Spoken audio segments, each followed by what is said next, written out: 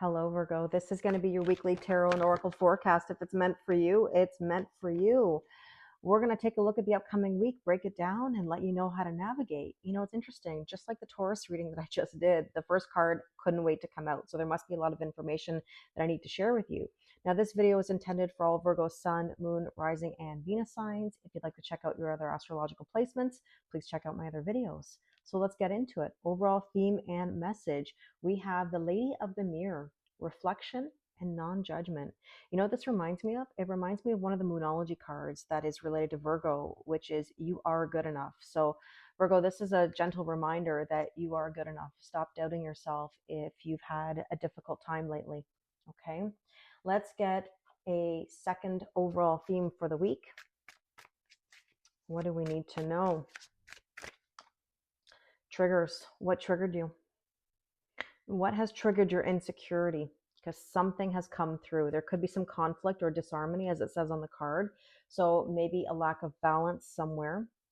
And let's take another card here and see what we need to know. Marriage. Interesting. So you are attracting emotional fulfillment and unconditional love. Does love scare you? What's happened in the love department? Now, this week, I'm going to be using love cards at the end of every reading. So we'll get a final message about love. But it's interesting. You could be having some insecurities within your marriage or within your relationship. You don't necessarily have to be married. I mean, marriage can be about union, right? Union of souls. So we're going to take a look at the energies and see what you need to know. Now, it's kind of interesting, actually, that we're getting lovey vibes because we have Venus going retrograde this week. And, you know, that's going to slow things down a bit. You may also see people pop up from your past. I know we always talk about that in relation to Mercury retrograde. And let me tell you, Mercury retrograde is coming very soon. March is going to be quite the month. Okay. So we have this new moon in Pisces that we just had. Then on top of that, this Venus retrograde. We have a full moon lunar eclipse, March 14th, Mercury retrograde. All of these things are coming at us, okay?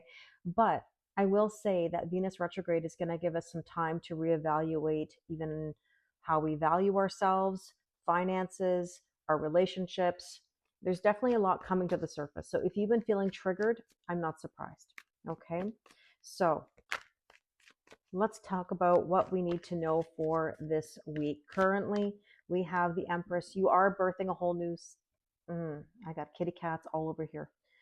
You are birthing a whole new cycle. What you guys don't see is that my kitty Karma, I don't know if she'll prop up a little bit. She's right here. Now, Pandy was full face in the Taurus video. Karma is making her appearance here. You just don't see her yet. She's lurking under the surface. We have here the Empress birthing a whole new cycle. So this is a brand new week for you, obviously.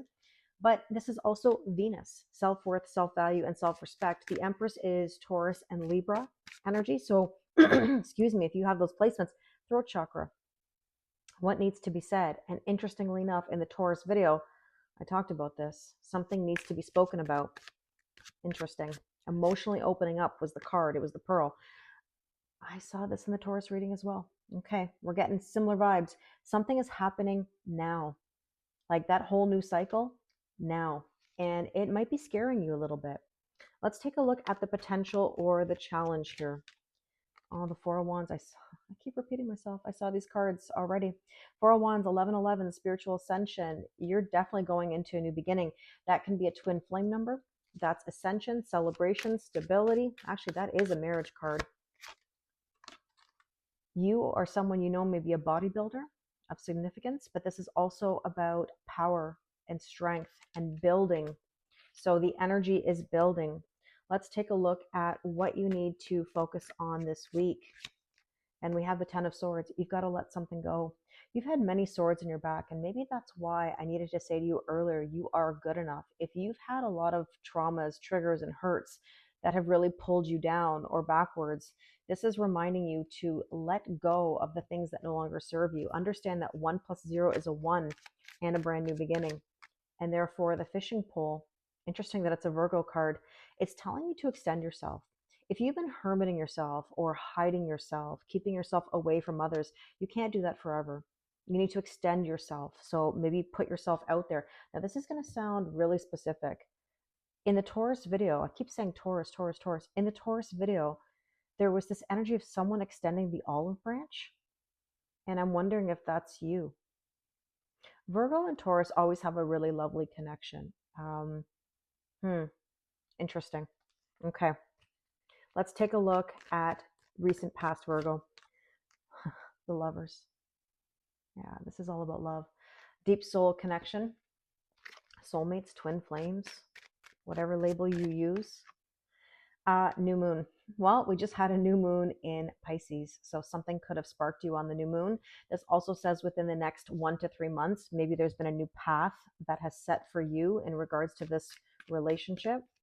And the strength position, 10 of cups, happiness. It's one thing to ask for it, another thing to allow it. This feels like your ultimate wish fulfillment. Now let's take a look at what else you need to know. And 2 cards came out. The broken vase. Interesting that it's a Taurus card. Taurus vibes. You may have Taurus placements as well, like as in your moon, your rising sign, your Venus. And there it's saying mutable energy, flexibility, breaking free. Look at broken vase, breaking free. It's like you are breaking free from something that really held you back from your happiness. Okay, let's talk about near future. Well, Virgo, the world, completion of a cycle. Again, letting go. A lot of things that are closing out and then starting anew. All right, 2 cards again. It's time. It's time to stand tall and confident, to believe in yourself. Okay, I'm really liking this. Now, suggested approach this week is filling your own cup. You've got to put yourself first. You got to believe in yourself. Okay, new emotional beginnings. Sword and scales, justice. Libra energy as well. We saw that earlier. This is equal giving and receiving in balance. When you fill your own cup, you're going to get that equal giving and receiving. You're going to attract it more because you're valuing yourself, right? Now, what do you need to know? The 5 of Wands. If there's any conflict here, stay out of it. This is this energy that says, even should I, shouldn't I? Can I have this? Can I really have this? And of course you can. Stop doubting yourself. And if other people are trying to get into your business and causing conflict, that boundary's got to be strong.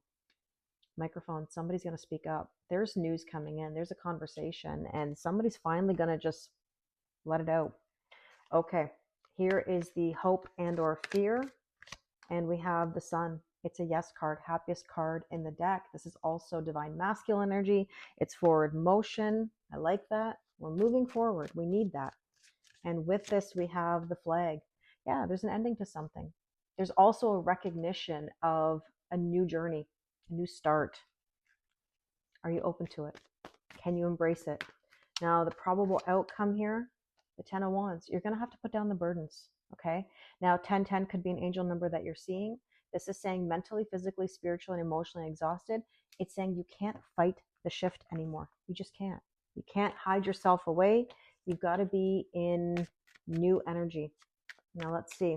That 10 of Wands, yeah, the balloons. You're setting yourself free. High vibe, celebration. Sounds good. Okay, let's take a look at the love card. What's that last bit of guidance that you need to know? The star. In general, the star is all about healing in tarot. Now, in this card, it says your hope and optimism are a powerful love magnet for you right now. Being in good energy, being positive is going to draw you the love, or draw the love to you that you desire. I really hope this resonates with you. If you'd like to do a personal reading with me, the link is in the description box below. Thank you again, and I wish you an amazing week.